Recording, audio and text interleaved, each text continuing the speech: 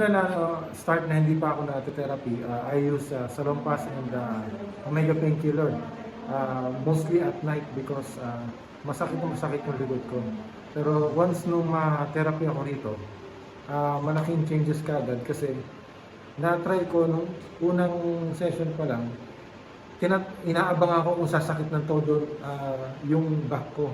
Pero nung once na therapy ako ng isang beses, hindi ako gumamit ng Salompas or Omega painkiller.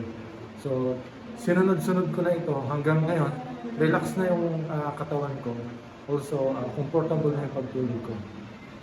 Kaya salamat kay Doc. In the beginning, it's really difficult for me to wake up.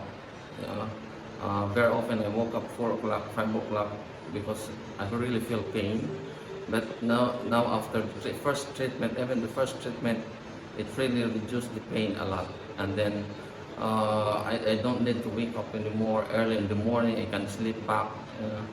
And then now with the second treatment, it really feels good already.